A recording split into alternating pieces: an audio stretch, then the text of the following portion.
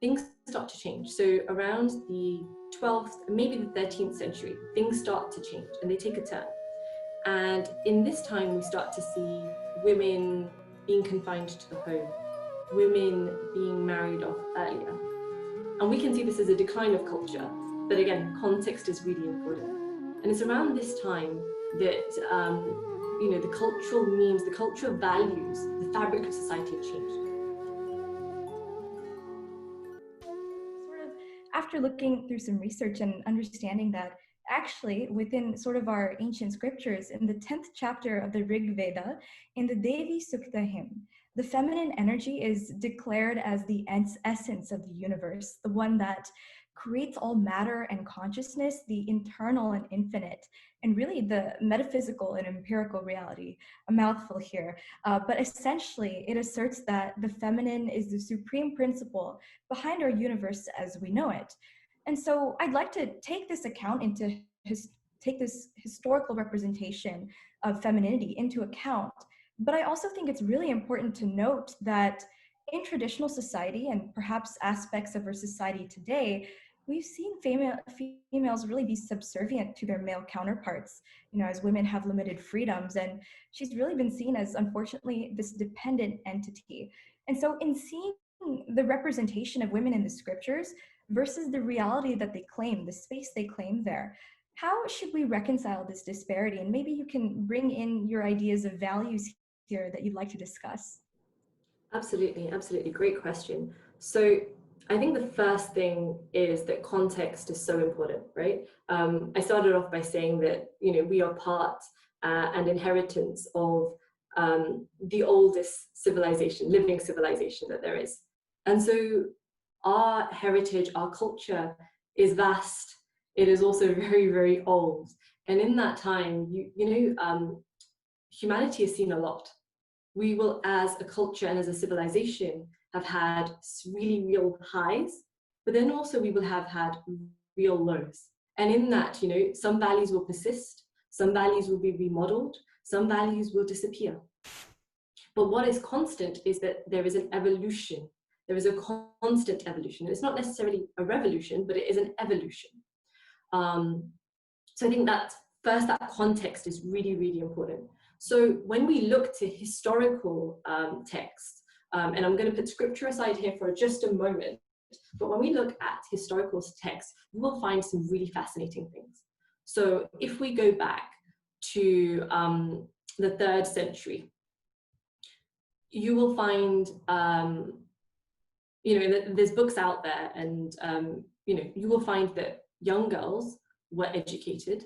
Young girls could take the same education as young boys, which often when we talk about Hindu history, we often miss, we reference things that don't necessarily acknowledge that. But they could take the vow to become a brahmachari.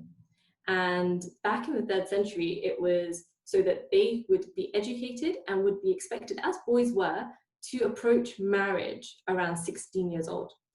Now, what's really important to note then is that this was in context with the life expectancy. So we cannot and should not apply modern 21st century values onto this when we're saying, oh, that's really young, or, to be able to judge. So that's first thing. So 3rd century, you had education, it was there, it was present. Girls could go away, but then also within the villages and within the communities, education was provided for young women. By the 10th century or so, we start seeing a rise in life expectancy. Starvation is, starting to be minimized, and overall society is starting to thrive. And in that, we also start to see the age of marriage increase. We start to see not only education play a central part for young men and young women, but also you hear of women being trusted as the king's guard, far more trusted than young men, because there was an expectation for young women to overthrow the king. And so you have women that are trained in military, you have women that are trained in martial arts, so on and so forth, who, are not seen so much differently from boys in that sense, in terms of equal opportunity. And then as we go on, I talked about highs and lows, ebbs and flows. Things start to change. So around the 12th, maybe the 13th century, things start to change and they take a turn.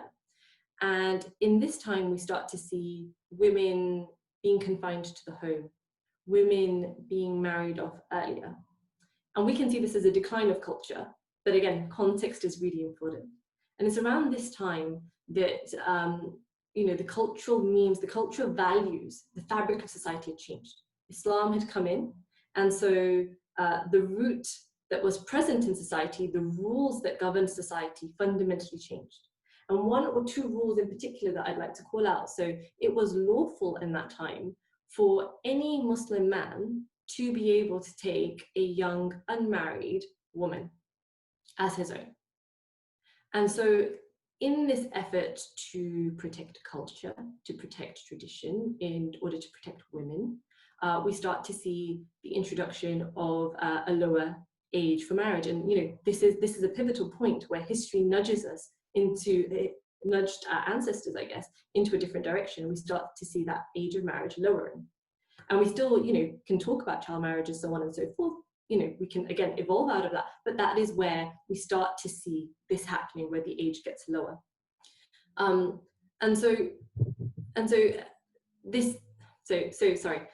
So this context is really important for us to consider, right? So the cultural values are there, they start to get eroded, new cultural values come in, and that has repercussions for society. It's also around this time that what I mentioned before about education and diversity in education starts to collapse. So one, a lot of educational institutions were decimated, and that is for young boys and young girls.